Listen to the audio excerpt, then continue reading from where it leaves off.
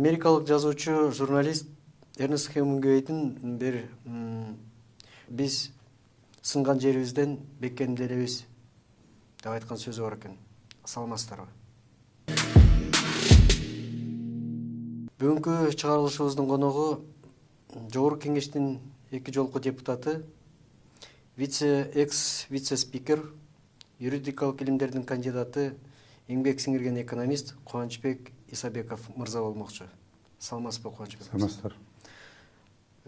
Кандай деп ойлойсуз? Эрнест Хемингуэйдин сөзүн сиз кандай түшүндүңүз? Мен туура деп айтам, бала кезде да аны окуш элек, анан сынган кылычтууларды окудук элек. Кыргызчасындагы мисалы темир деле жөн жерден болбойт да, чынбы?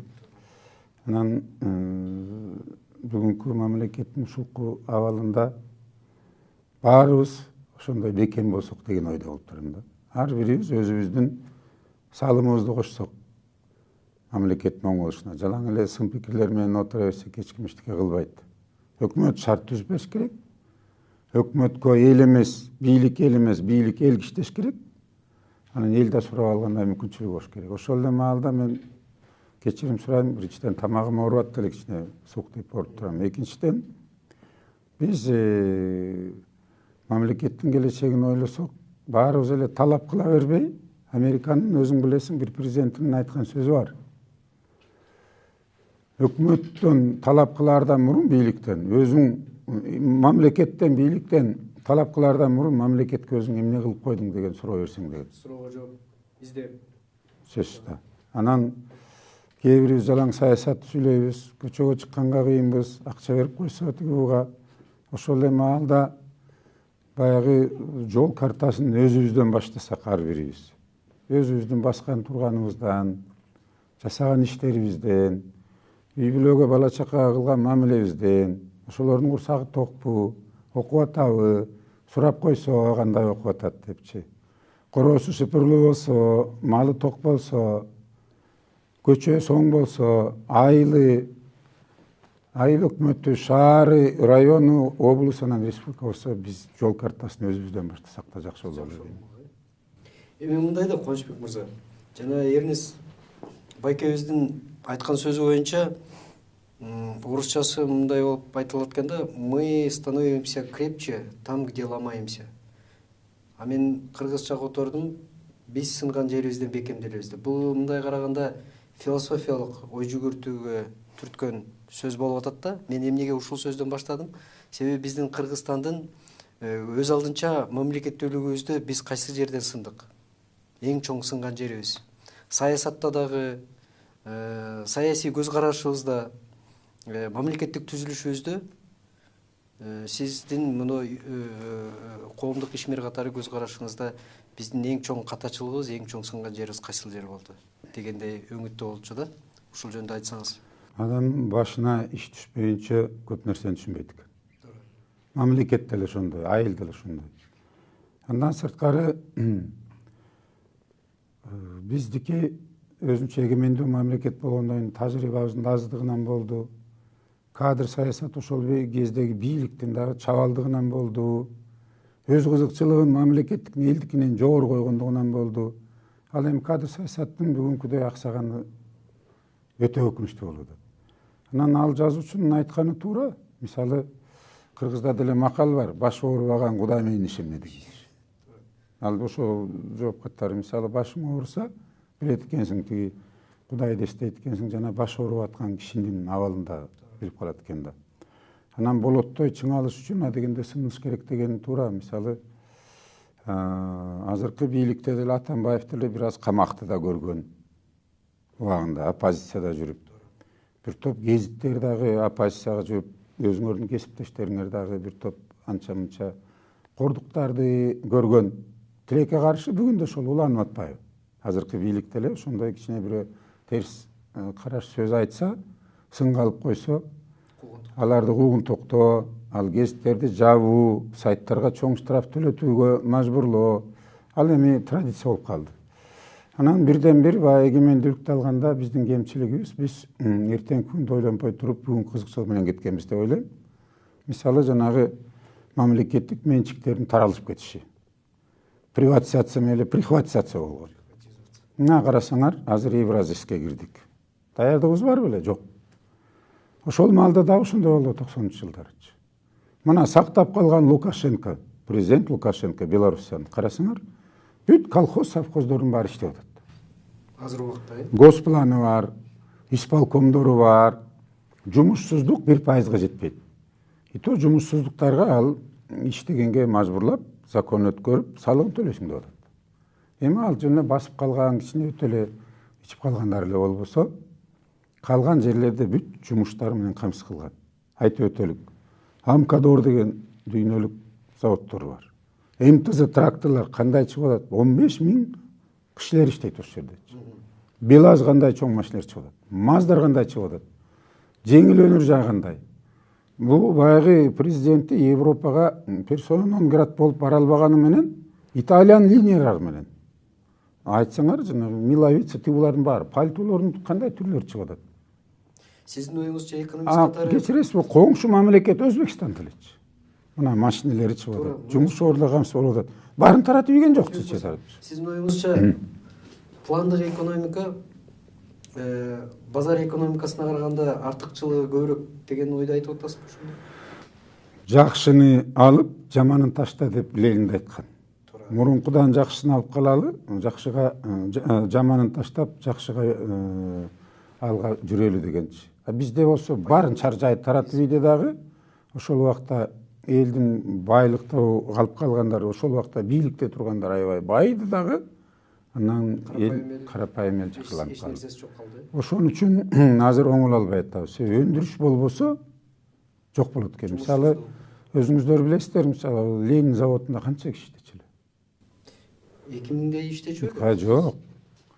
Мына Фрунзе заводунда эле тиги 7000 киши иштечү. Ленин заводунда 15 000 иштечү. Бул өзүнчө эле район болчу. Анан бул станкостроительный завод болчу. Жанагы аскерлерге гильзаларды чыгарчу. Точный механика менен оборудование техникаларды чыгарчу. Карасаңар, Кыргыз автомаш кандай завод эле. ГАЗ-53 машинелер ушул жерден чогулчу. Тиги физприбор азыркыга чейин жана космоско учуп аткан ракета спутниктерге кээ бир детальдарын чыгарат. Ошондой гигант заводдорубуздан кур калдык да. Талкалады, жок болуп калбады. Мисалы Ленин заводуна карасаңар, тиги дарысы, пороху тиги химкомбинат Енисей Красноярскиден келчү. Түштө металлдары тиги Норильск башкалардан тарап кеткенде үзүлдү дагы, ошол бойдон калып калды. Ошол кезде чарбачыл болсо, мисалы Аскар Акаев делечи, же ошол жерге койгон кадрлар иштете турган болсо, муну такыр эле таратып ийбей, сактап иштетип, келишим түзүп, ошол эле Россия менен бийликтери менен жакшы эле жүрүштү. Арак ичип чогуу бири-бирине келип кетишип, ошону эмне үчүн сактап калган жок. Ага караганда бирөө экөөнү тууган тушкан тигуларына берип, чөнтөгүн толтурганын көздөп калбады. Анан өндүрүш болбосо, мына биз Евразиялык союзга кирдик. Өндүрүшүбүз жок болуп атат. Аз. Рынокко чыгарган эчтеке жок. Ошол эле маалда Кытайдын товарлары кирбей калды, Иран, Пакистан, тиги Туркиянын кескин түрдө азайды. Анан контрабандалар болуп атат анча-мынча. Ошон үчүн жана жүздөгөн миң кишилер базарларда жумушу жок калды. Бизде келип реэкспорт менен отуруп эле кур калдык. Биздин айлык ошол эле Арменияныкынан да төмөн. Белоруссия, Россия, Казакстандыкын айтпагандан кийин. Анан бизде мисалы курулуш материалдары азыр только Россия менен Казакстандык болуп калды. Башкалардыкы жок эсе. Баасы Россия менен Казакстандыкынан өйдө болуп атпайбы? Айлыгыбыз төмөн болуп атат. Демек, биз экономикабыз түшүп атат да. Эмне менен жашап атат азыр? Алып сатуу кичине анча-мынча. Анан келген кредиттер менен. Кредитин да бериши менен өтүп болот да. Жээ карап көрсөңүз, келишим түзүп атканы биздин өкмөт. Мына жол салынып атат. Президент Атамбаев да Кытайга барып келип, тияк-бияктан акча таап келип атат, кредитке. Бекер эмес. Миллиарддаган акча келип атат. Анан аны куруп аткандардын кызматкерлеринин көпчүлүгү Кытай улутундагы элдер, техникалары да ошолордуку келип атат. Биздин кыргыздар жумушу жок. Россия, Казакстан, башка дүйнө жүзүндө Африкага чейин кетип атат жумуш издепчи. Кандай мындай келишим түзүлдү? Эч кандай мамлекеттин кызыкчылыгы туура. Эгер дагы терең ойлонуп көрсөк, мына өкмөт канча алмашылды премьер-министрлерчи. Мен жакында Москвага да бардым, башка мамлекеттерде барып жүрөм. Алар дагы айтып атат, бирөө менен эле сүйлөшүп макулдашсак, эртең эле башка бирөө болуп калат дейт. Туруктуулук жок.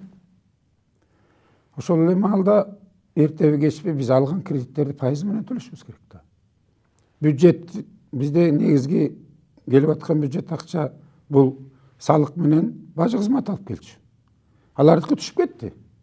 Себеби кайдан келет? Мисалы Кытайдагыдай баягыдай көп жайнаган фуралар келбей калды. Бажы төлөмдөр азайды да. Чоң ишкерлер, чоң бай ишкерлер эмелерин алып чыгып кетти, капиталдарын. Идак алып чыгып атат. Азыркы парламентте отургандардын бир топтору Кытайга алып кетти. Хайнянга салып аткандар бар. Мисалы Москванын тегерегинде базарлар курулду, кыргызстандыктар куруп атат. Бай кишилер. Бул инвестиция келбей эле кайра бизден Кайра тапканы кетип атат. Өкмөттүн бир чабалдыгы ички инвестицияны тарткан эч ким жок. Сырттан эле алып атабыз.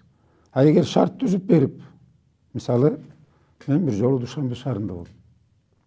Президенти жана чоң ишкерлерди чакырып, чай берип, кеңеш курган экен. Анан ошол жерде Рух Ордо деген гигант эң центринде. Эми мен көп эле элүүдөй мамлекетти көргөм, мындайды көрө элекмин мисалы. Куруп коюшуптур. А жерде президенттерибиз барып атат, министрлер барып атат, премьер барып атат, спикерлер барып атат. Бул шаардын мэрин дагы ошол жерге бир жумага камап коюш керек болчу Душанбеге алып барыпчы. Ой, 12-13 жыл согуш болгон Душанбеде. Жарандык, граждандык согуш. Эми центрин карасаң, монпосу болуп калыптыр. Биздегидей чар жайыт ар ким ар жакка кандай курган жок. Эки эле типте маршрутка жүрөт. Автобустар, троллейбустар жүрүп атат. Мүнөтүнө эле. Тартип бар деген. Таптаза. Мас болгон кылжың-мылжың эч ким жок аякта. Анан видео камералар турат. Анан парктары күйүп жапжарык болуп турат. Анан капиталдык ба генералдык план боюнча 3 эшелон кылыпты шаарын.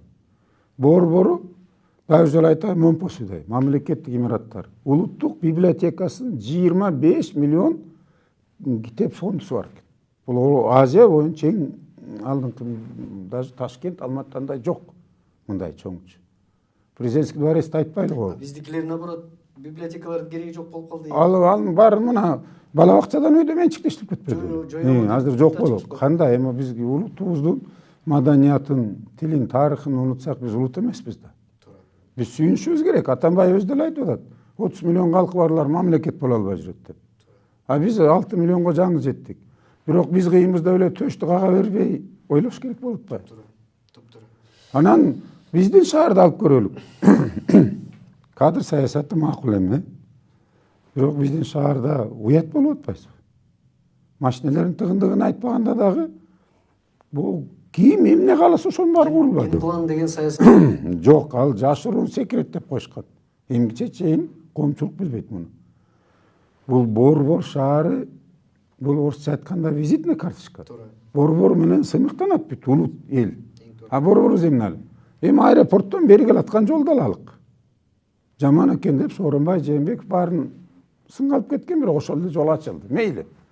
Бирок сол жак, оң жак капиталдарында туук каналардан баштап курулбады. Эми ага мондай шиттерди куруп, түрмөгө келаткандай жаап атат. маска кылып тосуп. Маска кылып. А сиз Минскке барсаңыз кандай кылат мисалы? Андай жок. Сиз адамдын ыйлагысы келтире турган мисалдарды айтып атасыз. Кечиресиз. Биз жаранбыз. Сиз дагы, мен дагы. Мен дагы ушул жерге киндик каным тамган жер. Бала бакыра небелерим бар, тууган уруктарым бар. Мен ушул жерде жашагым келет. Бирок ошолордун келечегин ойлойт экенбиз да биз. Ансыз биз эмнеге жаранбыз, ансыз эмне биз улутпуз мына.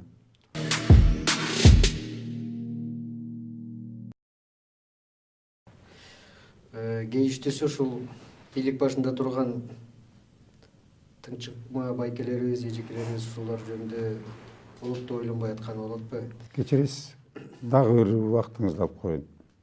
Урматтуу көрүүчүлөр, кечирип койгула, мен мүмкүн тилекке каршы мени мамлекеттик телерадио компаниялар кесиптер чыгарбайт. Мен деле баягы оппозиция болуп көргөн эмесмин, митингге бир чыгып көргөн киши эмесмин, талап тоноо качкан эмесмин, өмүрүмдө мен андай кызмат иштеген эмесмин. Анан азыркы бийликте эле мурун оппозиция жүрдү эле, ушундай команда берип койгон экен. Мен бир ошондон пайдаланып алып да бир айткым келет да. Мисалы, коңшу алыскы мамлекеттерге биздин бийлик көп барып атат. Биринчи коңшу мамлекеттер менен оңоп алсак жакшы болот эле. Чек ара маселеси кандай проблема болуп атат? Бажы маселеси бар, жол маселеси бар, мындай сатык бар проблемасы, кирип чыккан проблемалар болуп атат. Чек ара маселелеричи, суу проблемалары бар. Баягы алыскы туугандан жакын кошуна дейт. Жаман туугандан жакшы кошуна дейт. Эми ал убакыт келип жетти. Мурунку бийлик деле сынай берген менен Бакиев 4 жыл 5 жыл иштесе, азыркы бийлик 7 жыл иштеп атат. Анан баарына эле Акаевчил, Бакиевчил, Отунбаевчил, Атамбаевчил дегенге мен каршымын. Кенедей Кыргызды бириктириш керек, жакшысын алыш керек. Мына коңшу Нурсултан Назарбаев. Баягы чек ара проблемасы түндүк Казакстанда проблема болгондо, Солженицин, Жириновскийлердин проблемасы айта баштабады. Бул байыркы илгерки убакта Россиянын жери эле дегенде ал Астананы алып барып борбор кылып койду. Эркин экономика кылып жарыялады. Шейхти булардын баарын чакырды.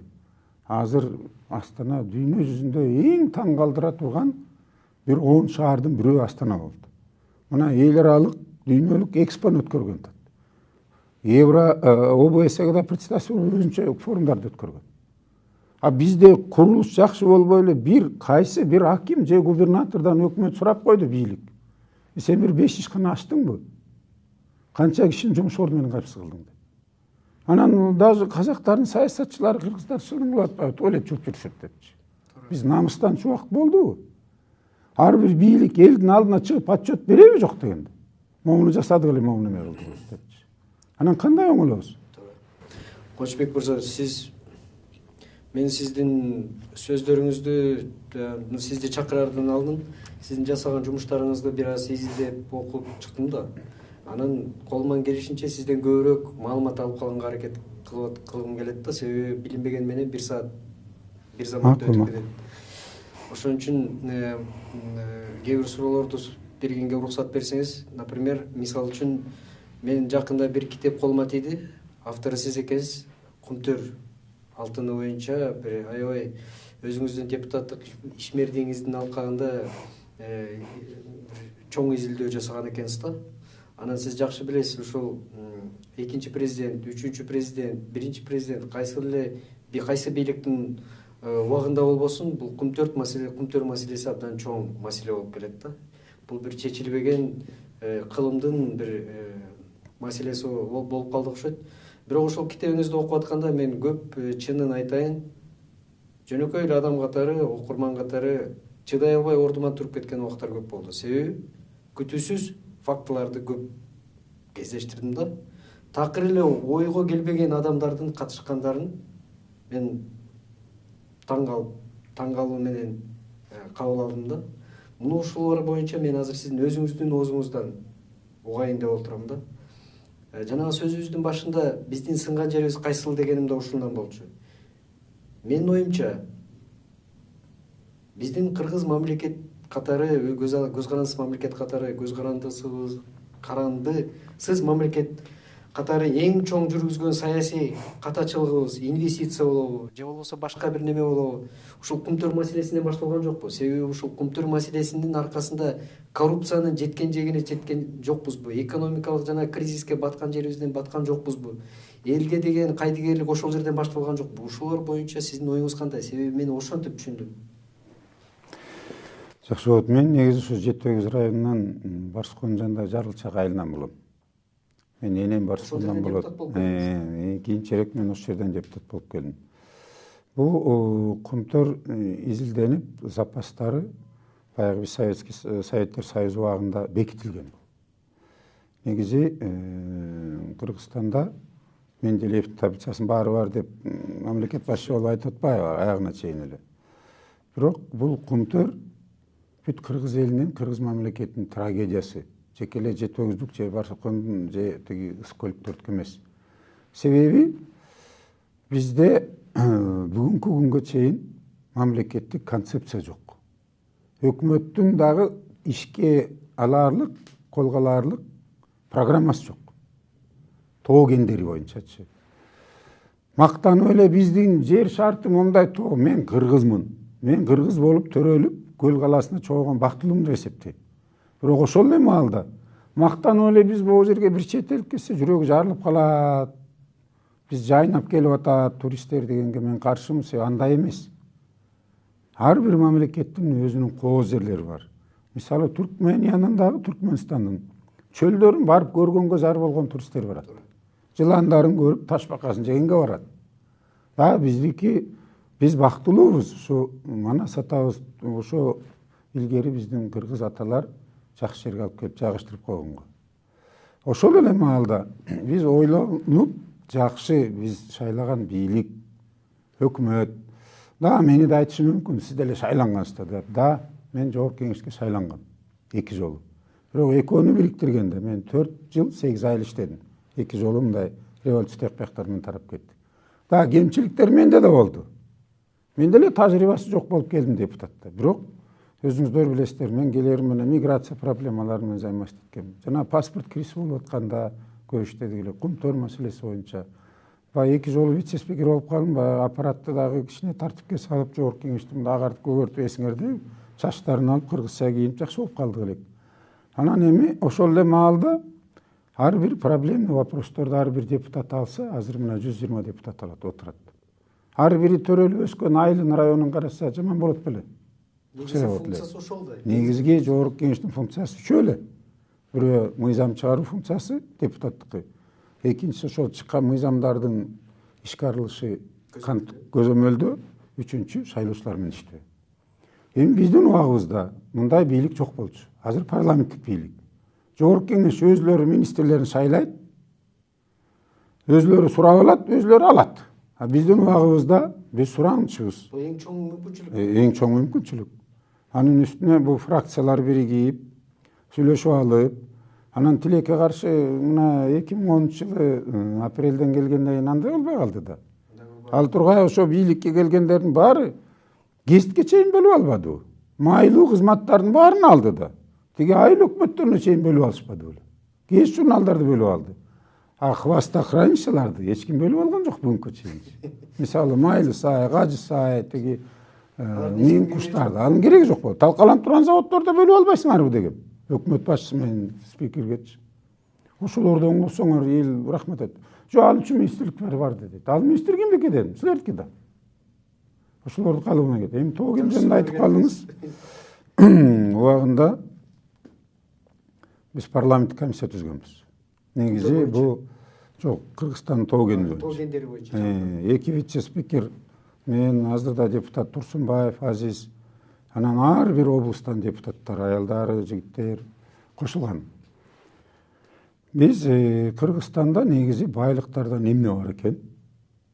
Ошолордун иштелиши жөнүндө кимдер лицензия алган экен депчи. А тиги кумтөр, көкүрөктөр, себеби баягы цианид төгүлгөндө дагычы тиги мен арында иштечү элем. Ошондой абал болду дегенде келгенде көлдүн үстүндө өлүп балыктар калкып жүргөнүн көргөм. Мен энемде 4 күндөн барып суу чыкпаган экен. Азыр экинчи группадагы майып энемчи. Канча аялдар 38-39 аялдын боюнан түшкөн. Мал өлгөн. Туристтер бир жыл вообще келбей калган. Жетөгүздүн алым өрүк картошкасын эч ким албай калган, цианид кокуй депчи. Ошол жерде инвестор дегенибиз. Булар деген шайка, инвестор эмес. Алар керек болсо Кыргыздын байлыгын тоногон мародерлор булар. Мен ачык эле айтайын деп. Себеби биздин ошол өкмөт ошолорго шарт турбаган. Биз жана Кыргызстандын байлыктарын алып текшерип келгенде мени төрага кылып шайлашты жогорку кеңеш. Анан биз Баткенден баштадык. Баткенди Кедей областы деген бул туура эмес. Да, эми элдин жашоо шарты төмөнүрөөк башка жерге. Мигранттардын көп ошол жактан чыгып атат. Жол проблемасы бар, суу проблемасы бар, чек ара проблемасы, негизги үчөө. Жумуш орду жок кайсы аяктачы. Эми үчүн ошол жерде мисалы эркин экономика аймагы кылып койсо болбойт эле. Жогорку кеңешти күнөөлөй берген менен муну өкмөт жасайт. Угуучулар, көрүүчүлөргө айтып коеюн. Чарба, экономика вопросу мамлекетти башкаруу мамлекет башчысы менен өкмөттүн колунда. А жогорку кеңеште мен 3 функциясын айтпадым балалар. Да, алардын микрофону бар. Алар айтат. бирок укса угат, укпаса укчасы эмес, укчу эмес биздин убакта. Азыркы парламент болсо укпаса көзүн чукуп алат. Мүмкүнчүлүгү бар. Кыргызча айткандай. Туура. Бар. Мыйзам жагынан Бирок мүмкүнчүлүгү андай бар. болгон жок да. Бирок андай болбой атат. Өзлөрүнүн чабалдыгы биринчиден, экинчиден президент дагы бүт бийликти колуна алды азырчы. Биринчиден ал киши дагы айласы кеткенденби, өкмөттөр чабал боло бергенденчи. Ушинтип айтпады беле. Эгер парламент күчсүз болсо анда президент жоопкерчиликке алганда айласыз болот деген. Бул 10-жылдын конституциясында көп мүчүлүштөр бар болчу. Биз башка тема өтүп кеттик, бирок убагында сөз айтылбаса бир аз айткан туура болуп калат. Мен ал революция болгондо биз жөн жүрдүк, болуптур эми бул бийлик шайланды, тынчтык болсун мамлекетте депчи. Жанагы кыргыз өзбек чабышында көрдүк, андай болбосун депчи. Анан ошол апрель сотторуна да мени чакырып жүрөт, мен катышып жүрөм азыркыга чейинчи. Анан тиги тилекке каршы конституциянын туура эмес жазуулары көп болчу. Оңдош керек эле, бирок бул өткөн референдум толук кандуу оңдолду дегенге да мен каршымын. Туура эмес көп нерсеси болду. Ошол эле кумтөрдү конституцияга киргизишти. Эми баягы элди кызытып кичине шайлоого барсын деген ой болдубу? Анда кумтөрдүн алтынын жарымынан көбү казылып бүттү. Анда деген андашты, жер үйдү, талды булак баарын киргизиш керек болчу. Кара кечени. Алардын запастарын кошкондо кумтөрдүкүнөн чоң болот. Анда эмне үчүн ал конституцияга киргизбейт? Бирок нонсенс дейт орусча. Дүйнө жүзүндө Кыргызстанды Гиннеске киргизиш керек. Бир дагы мамлекет жок. Тоогенин бир генди конституцияга киргизип алган. Бул жагынан биз алдыда баратабыз деп ойлойм да. Анан жана тоогендерди айтпадымбы? Мисалы өкмөт бир улуттук концепцияны иштеп чыгып туруп, элге маалымдап баары тең. Эл дагы катышып бугачы. Жарым жыл талкууга алып туруп, анан жогорку кеңеш бекитип берсе, көзүн ачып иштесе, бизде эң ири бюджетти толтура турган тармак тоогени. Эң көп жумуш ордун бере турганы тоогени болуп эсептелет. А тоогенин өздөштүрө баштасак, алтын деле айтып атпайбы элчи? Алтын деле. Айланаңдар, бул сары ташты карагыла, өзгөндө кесилип аткан сары таш. Андай сары таш Жалал Абадта да бар, башка жерлерде бар. А кандай кесип атат ал таштарды? Бул жөн эле талаптангондой, эми мышык ыйлагандай болуп атпайбы? Ал байлык да. А бюджетке ошол тиешелүү сумма түшүп атабы ошол кенден? Жок. Аки ташты карагыла. Мисалы, айнек чыкканга компоненттердин бири кум. Ал кум Баткенде бар. Кандай жол менен алып келип атышат? Айнек чыганга мисалычы. Аки ташсыз мисалы тоогендерди иштебейт. Аки ташты өзүбүздөн чыгарсак болот. Эмне үчүн? Ошол эле жанагы Корумдудагычы, Ысык көлдөгү цем заводду казак бир жигит алып коюп, же иштетпейт. Лицензия алып койгон да, Жок, же сатып алып койгон иштетпейт. Же өзү иштетпейт, же ушундай баягы андай кадам жайда да бар. Толтура биздечи. А тегереңде инфраструктурасын бар ошол фабрикага же заводко байланып калган. Садиктери, дом культуралары, үйлөрү, көчө, жарык баарынан тең, очистнойлорунан чейинчи. Ал тиги иштебей тургандан кийин эл жумуш жок. А өкмөт качан бир ошондой ревизия кылат? Сен алдың эле же иштет, болбосо биз кайра алабыз деш керек да. Эгер Корумдуда иштесе, Аки ташты ошол жерде чыгат болчу. Аки ташты кумтөр алат болчу. Цементти канттан ташыбай кумтөр ошол жерден алат болчу. Жергиликтүү элдин дагы жумушу болот эле, салыгы көбөйөт эле, миграция азаят эле, кылмышкерлик да азалайт да. Тигилерге да пайда кумтөргө болот эле. Пайдасы аларды көбүрөөк болсо, биз да пайызыбыздан көбүрөөк пайда көрөт элек. Ошону ойлогон бирөө болуп атабы. Баягы жаны ачыгандан айтып атам да. Бирок жол жоболорун дагы мен 2-3 жолу сунуштап көрдүм өкмөткө. Жазуу жүзүндө да, депутаттарга тартып көрдүм. Тинтип болгон жок. Анын үстүнө бизге окшош кишилерди орусча айтканда изгой кылып, только силердин телевидение менен НТСтен башкасы чыгарбай алган. Эртең силерге да айтышы мүмкүн. Тиги өтөлгө айтып атат чыгарбагыла деп. Манастырууга бир жолу мени чакырып ошол жерден кечирим сурап айткан. Чыгарбай айткандардын мен себебин жакшы билем. Себеби сиз чындыкты көзгө айтып көрсөтүп атпайсызбы? Жана биз коррупция деп сөз жүзүндө көп нерсе айткан менен эмне үчүн кумтөр деп атам? Убагында 92-жылы башталып, 97-жылы бүткөн бул чоң кечиресиз башталышын айтып берейин азыр. Сиз туура. жанагы комиссия түзүп келип андан кийин Баткенден баштадык деп атпаймынбы? Кумтөрү дагы жетип атканбыз. Бир топ депутаттар барып келгенбиз. Анан Жалал Абадка келгенде мени президент көлгө баратат деп чакыртышты. Ысык-көл облусунун 70 жылдыгы болуп аткан. Кайсы президент болчу ошо? Бакиев болчу. Мен көлгө кеттим. Мен баягы вице-спикер элем, анын үстүнө көлдүк болчумун, анан 70 жылдыгы болуп атат дегенден бардым. Аңгыча бул экономика, район аралык экономика соту бар эле Бишкек шаарында. Ошол 6-чы күнү карап туруп, жана качып кеткен Курманалиев деген Тооген министри бар. Болчу да. Аялынын ишейкаларына миллиондогон доллар, анан алтын слиткалар чыкпадыбы? Апрелде 10-жылы. Бирок ошолор да жок болуп кетпедиби? Мен Бекназаровго да сурадым эле. Кайда сен айт? 1,5 миңден ашык лицензияны саткан. Ошол ал Курманалиев деген убагында Тооген геология мамлекеттик агенттигине өзүнүн фирмасы менен договор түзүп, бир топ имараттарын, техникаларын сатып ийген жигит экен. Ага иш козголуптур убагында. Анан мен андай информацияны угуп туруп, Ички иштер министринин башкы прокуратурасына кайрылдым. Мага бергиле даны эмне болду эле десем, Ички иштер министрлиги тергөө алган деп прокуратура жооп берди дагы, Ички иштер министри Коңгантиевдин колу менен кагаз келди. Да бул особо крупный размер менен хищение кылган, коррупция кылган иш козгогонбуз. Роз жарыялап издеп атканбыз. Фирмасынын документтерин тартып алып, анан 1-май прокуратурасы бизден ишти суратып алып кетип, ошол бойдон жаап салган дегенде, анан мен президент Бакиевке ал катты, менде болгон маалыматтарды алып туруп кайрылдым. Кандай ошондой жигит азыр Тооген министрлиги агенттикте эмес. Ошол сызга тургузуп кеткен жигит министр болуп калган. Десем, чын элеби деди, чын эле дедим. Мени чакыртты, бардым да бердим, бир 4-5 маселе менен барган. Карап көрдүм, мен калтырасың, калтырдым. Андан кийин бирок өкмөттүн чогулушуна менен аябай сын калышпады. Ал кимдин досу экени белгилүү болчу да жигитчи.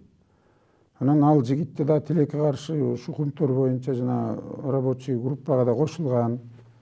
Биз Монголия, Америкага барганда кошо барып жоголуп кеткен жигит, жоголуп жүрчү ошол жакта, өз иштери менен жүрчү. Анан азыр да Туркияда жүрбөйбү, чоң вилла алган, гостиница салган.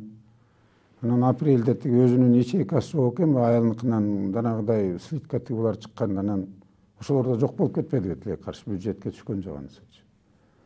Ошол министр да мамлекетке көп кыйынчылыктар жасаган. Ошол министрлерди эмне издештиби? Балкыбеков да. Балкыбеков бир Англия, Ирландиядан бир чоң аралды сатып алып, виллаларды куруп, туризмге заместер курсантырып жатпай. Туркияда, Казакстанда да качып жүрүшпөйбү? Булардын баардыгы элдин байлыгы. Элдин байлыгы менен байган. Тоогенде мыйзамсыз лицензиялары 300 сомдон тараткандардын эң көбүн тараткан ушу Курманалиев болгон. Биз Курманалиевдин министрлигинде текшерип атканда сот ошо жогорку кеңештин бул токтому Исабеков жетектеген комиссияны мыйзамсыз деп туруп токтотту. Шаардык сотко бердирдим. Шаардык сот дагы 6-чы күнү карап туруп биздики туура эмес деп чечип салды. Жогорку сотко бердик. Жогорку сот дагы тез карап туруп парламенттики туура эмес деп чечим чыгарды. Бул соттор эмнеге андай чыгарышат? Себеби ошол сиз айтып аткан Курманалиев берип аткан лицензия 300 сомдон турса, ал 300 сомдон алган лицензияны алып барып Лондондун, Гонконгдун биржаларында миллиондогон долларларга сатылып атканы факт болсо, Курманалиев өзү Лондонго барып ошол эмелерге катышканда бир нече жолу. Мен аны Интерпол аркылуу да аныктап бергем. Премьер-министрге жазуу жүзүндө бергем. ККНБге дагычы. Гонконгдун биржасынан сатылган бир топ акциялар. Анан тилекке каршы биз азыр жөнөкөй жаранбыз. Мага эч ким жооп да бербей калган. Аны эч ким издебей калган. Анан ал 300 сомго алып туруп 3 миллион долларлары чөнтөктөрүнө салышкан. Анан бул бизди анан башкы прокурор мага чалган бир жол. Болбой эле улантып атсак. Анан жаза кодексинде мындай берене бар. Соттун чечимин аткарбай атса, ал кишиге иш козголуп, ал жоопко тартылыш керек. Ошол берене менен Генпрокурор мага айтты. Мен айттым. Козгогула кыйын болсоңор деп. Сизгеби? Бирок мыйзам түрүндө башкы прокурордун талабы туура болуп атат. Мыйзам соттун чечимин аткарбай атасыз, мен тилек каршы иш козгойм сизге дегенчи. А ошол эле маалда бул мамлекеттин кызыгы кайда болот дегем. Мен андай чече албайм, мен прокурормун деген алчы. Анан биз тарап кеттик, ошол менен бул жыйынтык болбогон. Жанагы тоо кендери боюнча айтып келат, анан ошол менен биздин комиссияны сот менен таратып жиберишкен. Анан мен уже башка жол менен иштей баштагам. Сиз айткан Кумтөр менен түптөшчү. Негизи мен 2005-жылы марттын 27-сине депутат болуп келгем. Ошол күндөн баштап кичине мүмкүнчүлүгүм болду. Биринчиден сиздер аркылуу массалык максатка жеткенге, элге жеткенге, официалдуу түрдө шайлоочулар менен жолукканга, өкмөт менен иштегенге. Анан ал бул жерде дөңпүйгөн көп проблемалар бар эле Кумтөр боюнча. Чынын айтсак, алтын менен көп акча бар жерде чыр бар, кан бар. Ачык айтып коеюн, мага да 2 жолу покушение болгон.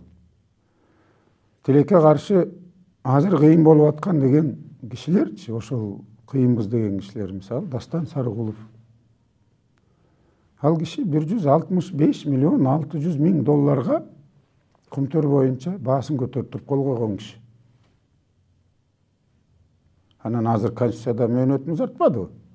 Эмче ана кишини жоопко тартпайт анда, мындай айтканда. Азыр түрмөдө отурбайбы? Ошо чыгарган ал киши мындай үйкамагына чыгарган. Мен деле баягы айтарым, мамлекеттикин, элдикин жеген болсо ошол кызматтан пайдаланып туруп, алар сөзсүз түрдө жоопко тартыш керек. Аларды жөн эле камап койгон бул кызыкчылык жок. Кустуруш керек. Мамлекетке алып келип төлөтүш керек. Ошондон. Кылычбек мырза, мен жана ошону дагы айтканым ошол болчу да. Ошол эле Топчубек Тургуналиев, ошол эле Дастан Сарыгулов. Бирок Дастан Сарыгулов мен сиздин жазган китебиңизден окудум.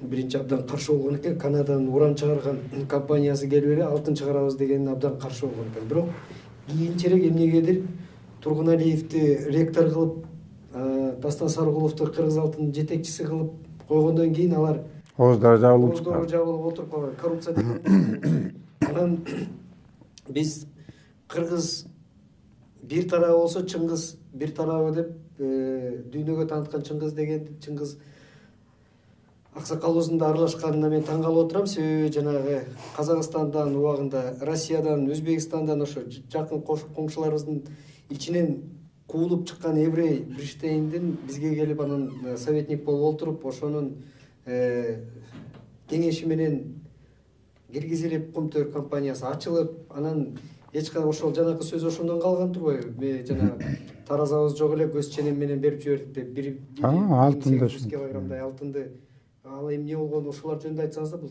кызыктуу факт болот атпайбы?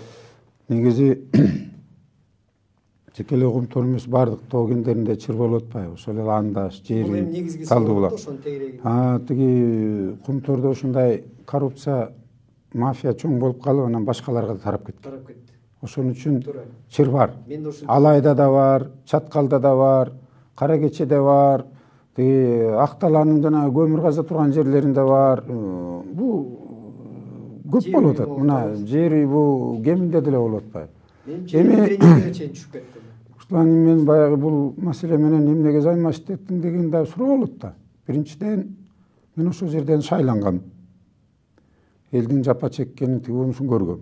Экинчиден атуу катары. Үчүнчүдөн мен намысыма тийген бир факт болгон. Мисалы Кыргыздын ак туз кенин бул жерде келет. Израилдагы сотту тагдырын чечип аткан. Бул кандай деп түшүнсө болот эми? Кыргыздын кенин тиги башка континенттеги мамлекеттин соту тагдыр чечип аткан. Анан бул Сиабека компаниясы дүйнөсүндө руда, жанагы уран руда, атомго текпекке керектүү руданы казган 5 компаниянын мен деген бири ошол. Бири экен. Аны Камека, Сиабека. Сиабеканы ким учредителдерин бир? ошол эле желмоуз Бирштейн. Аны Россиядан да кууп салган, Өзбекстан, Казакстан кууп салган, Украина кууп салган. Дүйнө жүзүндө бир 40-50 мамлекет персона нон град болгон жаранды биздин мен бул сыймыктанам Чыңгыз Айтматов менен. Биз ал киши өлгөндө да мен мамлекет комиссия мүчөсү болчумун. Бирок элчинин билиш керек, мен кызына да ошо китепти бердирдим эле. Таарынбашы керек, тууган уруктарына, депутат болуп турганда. Бул жерде Санжар деген уулу, Аскар Санжарды. Санжар уулу кандайдыр бир тааныш болуп, жана Сиябеканын Бирштейнин атасын алып келет. Чыңгыз Төрөкулович чет мамлекетте да элчи болуп жүрбөдү. Люксембургда, кийин Бельгияда отурду, Кыргызстандын элчиси болуп, Горбачевдун убагында мамлекеттик кеңештин мүчөсү болгон. Атактуу даңктуу биздин мыкты кыргыздын уулдарынын бири эле тилек каршы өтүп кетти. Бирок арбагы ыраазы болсун айтышыбыз керек. Ошол эле маалда Аскар Акаевдин бийликке келгенине бирден бир салымын кошкон Чыңгыз Айтматов болгон. Андан мурун жана Аманбаев, Жумгалбек, Бексултанович, Апаз Жумагулович, дагы бир топтор кармашып атып өтпөй калган. Масалиев, Абсамат Масалиевич. Анан тиги киши ошол легендарлык парламенттен чыр болуп ошондой болуп атканда ал Аскар Акаев Советтер Союзунун депутаты болчу. СССРдин депутаты эле. Анан чалып бияка чакырып келип анан ура менен өтүп кеткен да. Ал киши как будто бул Акаев Айтматовго карыздай болуп турган кез болчу. Анан тиги Бирштейн да кур келбей жанагы спецназга буларды кайтарганга курал жабдык кийимдерди ала келген, самолетуна салып. Кийинчерээк жанагы Volvo автомашиналарын алып келген, баягы брондолгон. Анан подарок белек сыяктуу белек сыяктуу болуп келди, бирок 3 эсе кымбат төлөдү кыргыз өкмөтү кийин аны. Бекер болгон жок дейсиз? Жок, аны төлөп берген.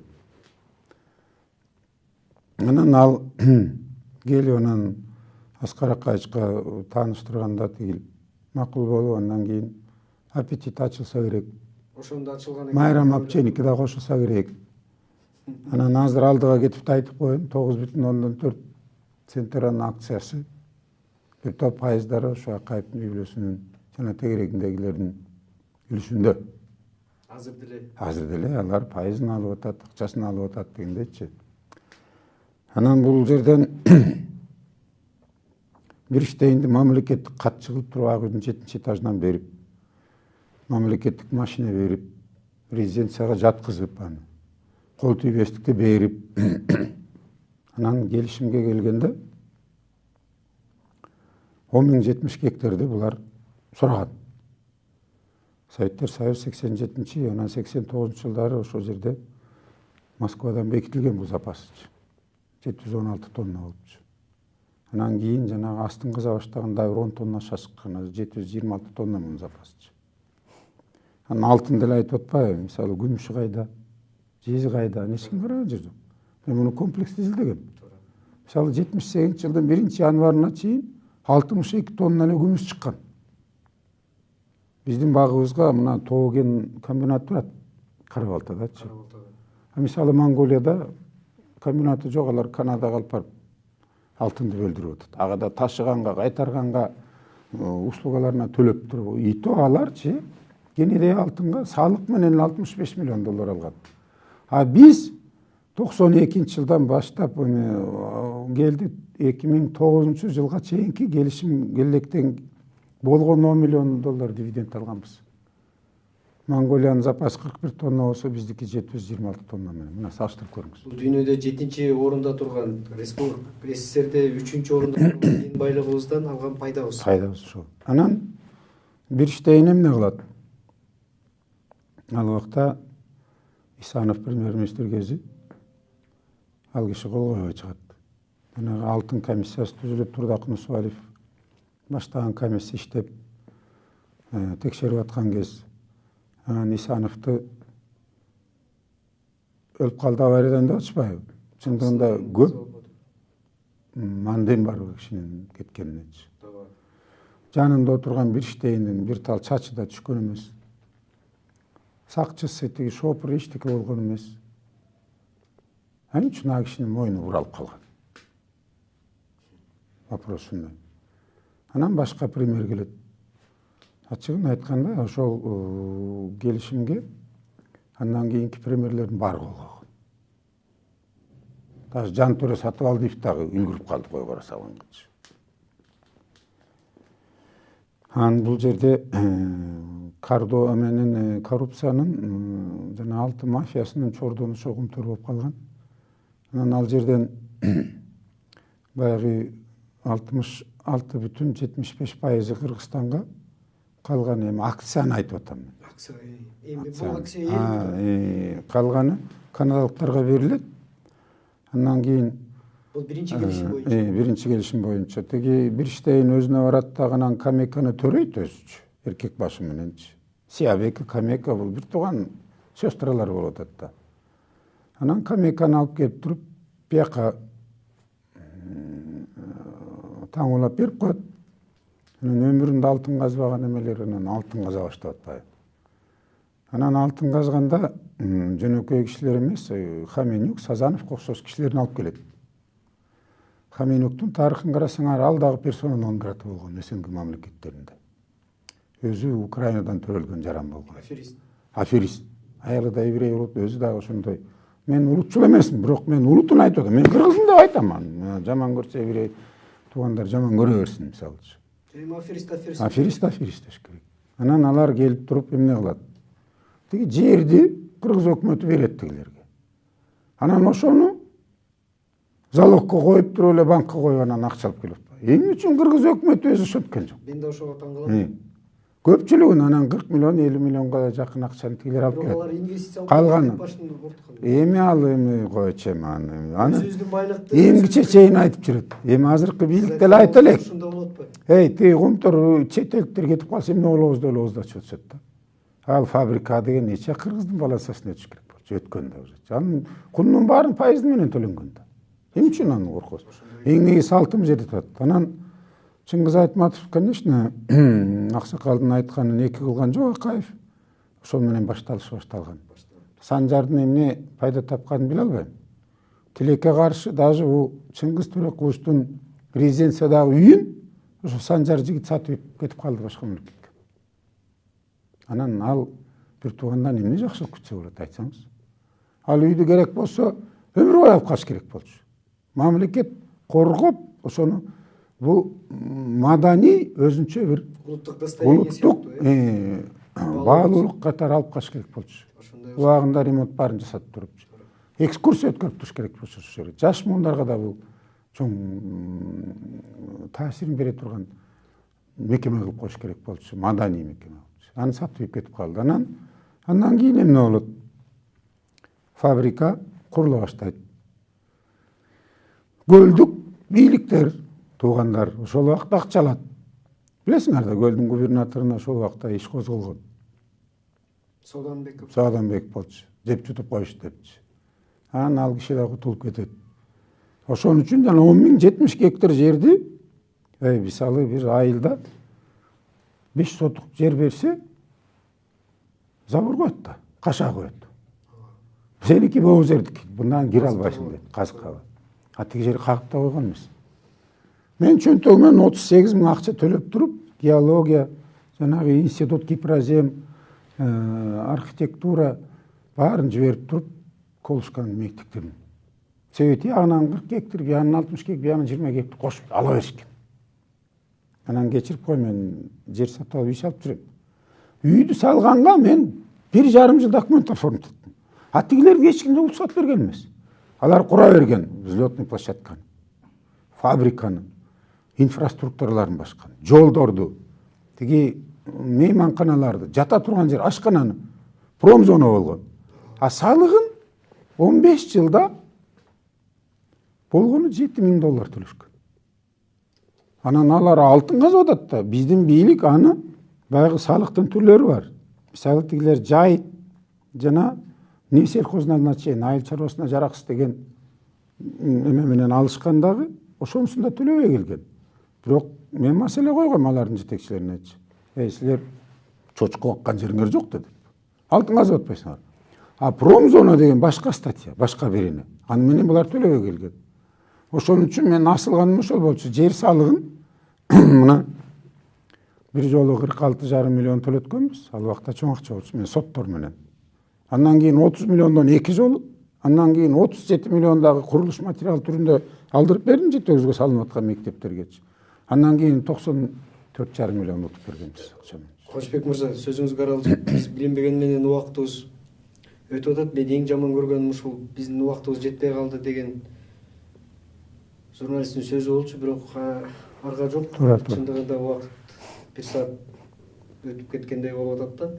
Мен эми бул бир эле оюм бар. Ушул сиз жазган күнтөр боюнчакы кенен фактылар менен тастыкталган китептин элге таралышын жакшыртсак жакшы болот деп. Бул менин жеке оюм. Колуңуздан келсе ушуну электрондук версия кыласызбы? Себеби азыр көп да жанагы соцсеттерде сурагандар, менимче кызыккан адамдар көп болмок. Ошо көбүрөөк жооп болмок да. Эми дагы бир мисал ушул жөнүндө кыскараак оюңузду айтсаңыз, анан жыйынтыктасак. Сиз ошол миграция боюнча комитеттин төрагасы болуп турганыңызда, биз эми азыр алтынды эң чоң кыргыз элинин байлыгы катары неме кылып атпайбызбы, эсептеп атпайбызбы? Ошол эле мезгилде мамлекеттин дагы бир эң чоң байлыгы бул адамдары. Анан жанагы адам сатуу боюнча, адамдардын органдарын сатуу боюнча бул дагы ошол алтын кениндей эле, ошого теңдештүү эле көйгөйлүү маселе болгону менен, бирок бул жөнүндө бир сөз болгон, олуттуу сөз болгон, сөз кылган эч ким жок да. Бул кандай дейсиз? Жооп катары жана билбей кыргыз эли эшекти да жебейди. Эшектин этичи. Жекен турбайбызбы? Эми ким жеди, ким койду, ким билет? Биз деле той ашы өзүмчө барып жүрөбүз, ашканадан жеп калчу элек. Бүтүн өзүнө уят болдук. Мындай болуп атат да, сиз койгон маселе өтө көйгөйлүү, өтө маанилүү маселе. Бизге алтындан даже баалуу биздин кыргыз элибиз, мамлекеттердин жараны, мамлекетибиздин ичи. Ал ансыз биздин мамлекетибиз болбойт да. Биз элибиздин келечегин, элибиздин ден соолугун биринчи коюшубуз керек. Анан жанагы орган сатуу, адам сатуу бул дүйнө жүзүндө 3-чү доход алып келген бул транснациональный преступный криминалдын бизнеси. Бул биринчи наркотик, экинчи курал сатуу, анан адам сатуу. Мына мурун 7 миллиард, 8 миллиард бир жылда деп сумма айтылып атса адам сатуу, өткөн жылы 11ден ашып кетти миллиардкачы. Тилекке каршы Кыргызстан дагы бирден бир терс жанагы кара тизмеге түзүлүп калдык, кирип калдык. Ошо адам сатуу боюнчачы. Анан мыйзам жол берип калып атыптыр, мындай фактылар болуп атпайбы? Мисалы, эшектин этин сатканда мен ошол убакта премьер-министрге чалып айттым, силер уруксат берип койгон турбайсыңар. Мыйзамдуу түрдө уруксат? Мыйзам түрдө. Эшектин этин сатканга, алганга өкмөт уруксат берип коюптур. Бажы кодексин карап көргүлө. Таможнянын. Ставкасы акчасынан өйдө көрүнүп турат. Канча акча болбогон бир акча төлөп, жакында эле мына жылдын аягында түштүктөн бир Кытай улутундагы жаранды токтотподубу? 40 эшекти бир, 120 эшекти бир, ушундай чыгарып бараткан. Ташып барат. Колунда бүт кагаздары бар. Уруксат бар, өкмөт уруксат берген. Таң калдым ишенбей, эми карап көр баланчан статьяны деп. Эми ошондой уруксат болуп атпайбы? Адамдын органын чыгарып кеткенге да ушундай уруксат болуп атпайбы? Анан адамды эмнеге сатып атат көпчүлүгү? Баягы бул өзүбүздүн Кыргызстандын жарандарынын катышуусу менен болуп атат. Башка мамлекеттерден кызыктар келип, сунуштар келсе, биздикилер бүгүн чөнтөгүн толтуруш үчүн ошо барып атат. Кыргызстандын ичинен дагы бир адамды башка облуска, районго саткандар бар. Мына жакында эле сайттарда чыгып кетти. Жалал Абадтык 6 кызды Бишкектен, тиги жашы жете элек кызды бир конуштан жаман иштерден кармап чыкты депчи. Бул ичинде эле Кыргызстан бири-бирине сатып атат. Анан бул жерден укук коргоо органдарынын, күч структураларынын катышуусу менен болот бул. Ансыз болбойт. Жөнөкөй адам жасайт. Жөнөкөй адам кантип аэропорттон же чек арадан чыгара алат? Башка паспорт менен кетип атат. Анан уюшулган болуп кетип атат. Убагында мен карматкам мындай деп капитан. Азыр подполковник болуп жатат ошол кишичи. Ал тиги Бирок тиги кыз кийин ата энеси чогулуп туруп биз кечирдик, туура эмес айтып алыптырбыз деп кайрадан артка кетенчиктеп кеткен дагы тил камактан чыгып азыр иштеп жүрөт.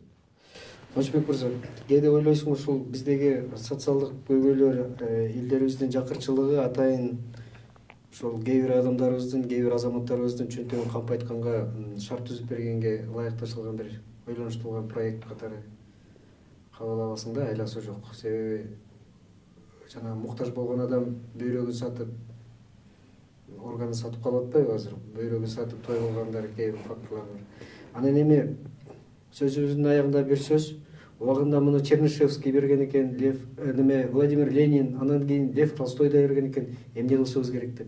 Биз эми эмне кылышыбыз керек?